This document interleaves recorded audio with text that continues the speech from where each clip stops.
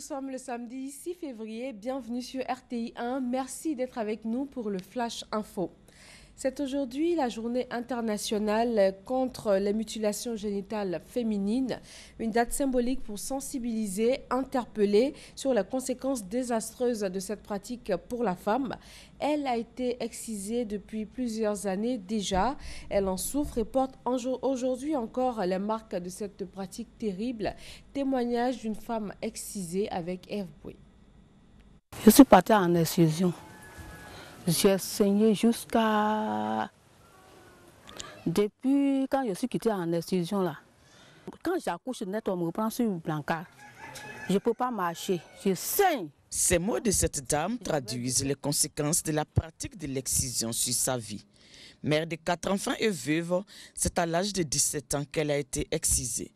Le poids de la tradition aidant, elle a pris part à cette pratique pour éviter les railleries de ses camarades. À notre temps, là, les gens se moquaient de nous, raison pour laquelle je suis partie. Deux fois, quand elles sont en réunion, nous on s'en va là-bas et dit que nous sommes incirconcis.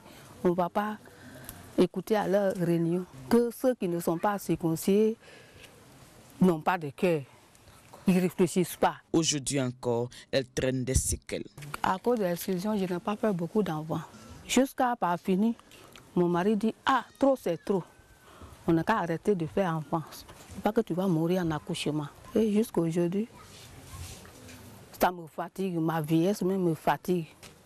Des traumatismes physiques et psychologiques qu'elle gardera à vie. Cependant, elle ne baisse pas les bras. Elle a d'abord refusé de faire exciser ses 2 filles et elle sensibilise sa communauté sur les méfaits de cette pratique honteuse. Je leur dis que l'excision n'est pas bonne. Ça donne la maladie. Ça donne même tétanos. Ça tue les enfants.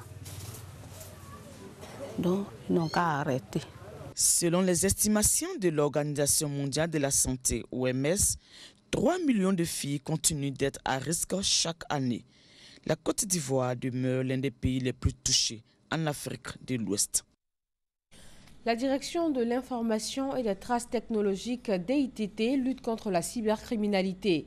C'est une équipe de policiers, d'ingénieurs informaticiens et de criminologues.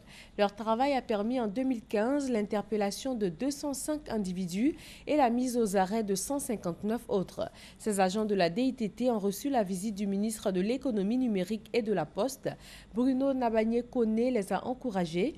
Il les a exhortés à plus d'ardeur au travail afin de mettre hors d'état de nuire les cybercriminels. Ouverture hier à Abidjan de la 8e réunion des ministres du Conseil de l'Entente.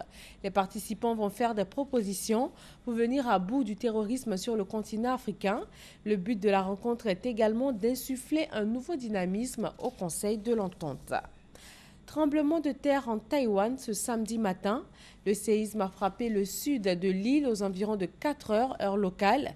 4 immeubles se sont effondrés, au moins 7 personnes tuées et plus de 300 blessés selon les derniers bilans. Les secours continuent les recherches dans les décombres. Ce sont près de 240 personnes qui ont été secourues pour l'instant.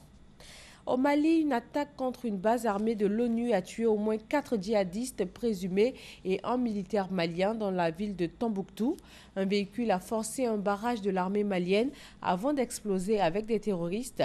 Des échanges de tirs ont ensuite éclaté dans la matinée et se sont poursuivis jusqu'en début d'après-midi. Le secteur a finalement été bouclé. Sécheresse inhabituelle, pénurie alimentaire, le Zimbabwe a déclaré hier vendredi l'état de catastrophe naturelle. Les autorités du pays ont précisé l'urgence de la situation. 26% de la population, soit 2,44 millions de personnes, vont se retrouver en situation d'insécurité alimentaire, principalement dans les zones rurales. Une crise alimentaire qui pourrait durer 1 an. Et voilà, merci de nous suivre. Très bon samedi à tous. On se retrouve à 13 h pour le journal sur RTI 1.